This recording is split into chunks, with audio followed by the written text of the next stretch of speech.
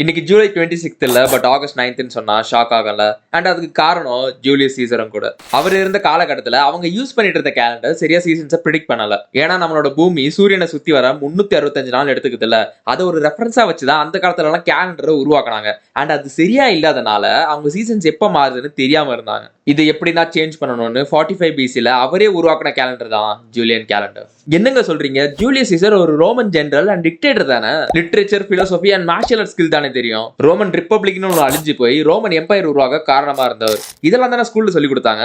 But அதுக்கும் மேல நிறையவே இருக்கு. ஜூலியஸ் சீசர் அந்த டைம்ல தான் இஜிப்சியன் கேலண்டருக்கு எக்ஸ்போஸ் ஆகிருக்காரு. அந்த கேலண்டர் படி 365 நாள் இருந்தது அண்ட் எல்லா சீசன்ஸுமே கரெக்டா ப்ரெடிக்ட் பண்ண முடிஞ்சது ஓரளவுக்கு. சோ அந்த காலத்துல இந்த ஆஸ்ட்ரோனமர்ஸ் அண்ட் மேத்தமெட்டிஷியன்ஸோட ஹெல்ப்பால தான் இதுக்கு முன்னாடி யூஸ் பண்ணிட்டு இருந்த ரோமன் கேலண்டர் அதை ஒரு ரெஃபரன்ஸா வச்சு ஏன் சரியா சீசன்ஸை ப்ரெடிக்ட் பண்ண மாட்டேங்குது கலந்து ஆராய்ச்சி பண்ணி கண்டுபிடிச்சது தான் ஜூலியன் கேலண்டர். பேசிக்கா என்னன்னா நம்மளோட பூமி சூரியனை ஒரு தடவை சுத்தி வரதுக்கு 365.25 டேஸ் ஆகும். சோ தன்னோட கேலண்டர்ல வருஷத்துக்கு 365 நாள்னு பிக்ஸ் பண்ணாரு. அப்போ மீதி இருக்க 0.25 டேஸ், அந்த 0.25 நாளா ஆட் பண்ணீங்கன்னா 1 வருது. சோ 4 வருஷத்துக்கு ஒரு தடவை வர அந்த இயர்ல மட்டும் 365 நாள்னு வச்சுப்போம். சோ ஃபியூச்சர்ல எந்த பிரச்சனையும் வராம இருக்கும்னு பக்காவா பிளான் பண்ணி செஞ்சாரு. இந்த கேலண்டரை 46 BCல தான் அபிஷியலா இன்ட்ரோடியூஸ் பண்ணாங்க. அண்ட் இதுக்கு முன்னாடி தான் யூஸ் பண்ணிட்டு இருந்த கேலண்டரையுமே எல்லாருமே ரீப்ளேஸ் பண்ண ஆரம்பிச்சாங்க. நம்ம பூமி சூரியனை ஒரு வாட்டி சுத்தி வருதுல, அது வந்து ஒரு சோலார் இயர்னு சொல்லுவோம். இந்த சோலார் இயர்ல இருந்து ஆல்ரெடி இவங்க யூஸ் பண்ண கேலண்டர் நிறைய டேஸ் அவுட் ஆஃப் சிங்க்ல இருந்துச்சு. அண்ட் அதனாலதான் இதனால ஒழுங்கா சீசன்ஸ் எல்லாம் ப்ரிடிக்ட் பண்ண முடியலன்னு முன்னாடியே சொன்னல.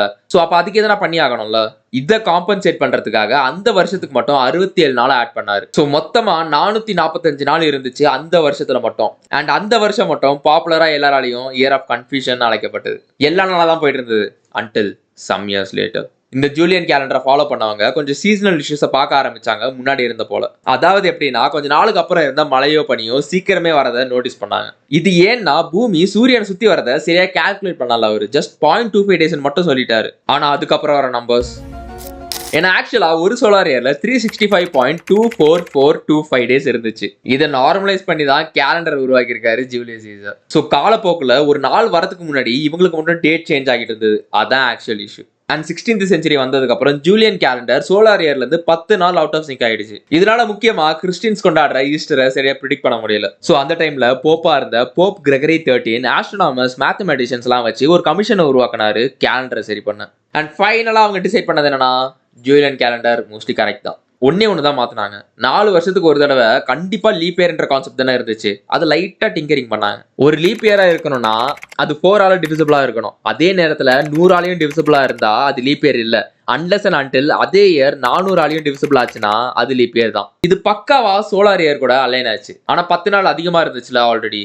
அதை சரி பண்றதுக்காக அந்த இயர்ல மட்டும் 10 நாளை கட் பண்ணாங்க. 1582ல அபிஷியலா இந்த கேலண்டரை லான்ச் பண்ணாங்க. அண்ட் கேத்தலிக் கண்ட்ரிஸ் எல்லாருமே அடாப்டும் பண்ணாங்க. உடனே அக்டோபர் 4 தேர்ஸ்டே நைட் படுக்க போன எல்லாருமே அடுத்த நாள் எழுந்து பார்த்தா அன்னைக்கு வந்து அக்டோபர் 15 ஃப்ரைடேல முழிச்சாங்க. ஆனா மத்த கண்ட்ரீஸ்ல இதை அடாப்ட் பண்ண செஞ்சுரிஸ் ஆச்சு. பட் இப்போ உலகம் ஃபுல்லாவே இந்த கேலண்டர் தான் யூஸ் பண்றோம். அக்யூரசி எப்படி. இது மட்டும் இல்லாம இந்து கேலண்டர், மாயன் கேலண்டர், சைனீஸ் கேலண்டர், இஜிப்சியன், மெசபொட்டாமியன் இப்படி சொல்லிக்கிட்டே போகலாம். அவ்வளோ நிறைய இருந்துச்சு. பட் எதுவுமே கிரெகரியன் கேலண்டர் போல அக்யூரசியை கொடுக்கல.